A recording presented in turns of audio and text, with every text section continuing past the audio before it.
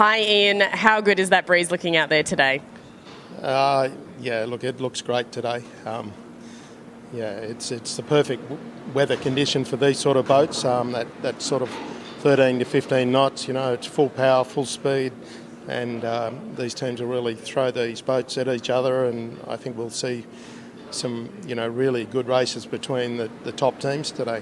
Well, given that it's also at that penultimate end of the round robin, they're already going to be aggressive, and then they've got perfect breeze too. Well, I think there's a lot to play for today. There's a lot to play for at the bottom of the table, and of course that prize position of the point start into the America's Cup is up for grabs today, I think. So, the teams at Oracle New Zealand will be looking for everything, and Artemis and the French, yeah. and SoftBank down the bottom end. They've all got big matches today as well. Yeah, which is huge.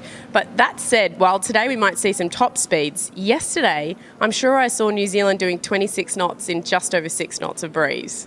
Well, it's quite remarkable that these boats can sail at 4 times the wind speed, and we saw that on a few of the boats yesterday, and it's just incredible how far they have come in a relatively short period of time to get these boats up and going, upwind and downwind, and around the course in that amount of wind. It's staggering. It's absolutely unbelievable. Would you have thought that, back in your America's Cup heydays, that you'd be thinking about doing 20 plus knots in 6 knots of breeze when you're going around in a monohull?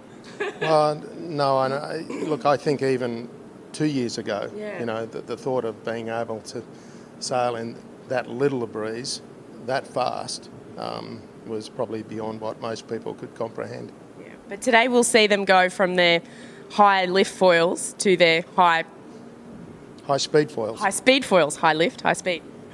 Yeah, high speed and high lift. That's the way I call them. So, for sure they're going to. Well, I think they'll all be on high speed. Unless they've got weather forecasters that say it's going to die from what it is.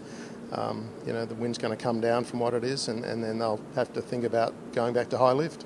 Yeah, because we're seeing it potentially dropping down to 11 knots later in the day, which is the crossover period. Well, it may be the crossover for some, but it may be higher for some too. So, it all depends what they've got. Excellent. Well, we'll see very, very soon. Thank you, Ian. Have a great day out there. Thank you.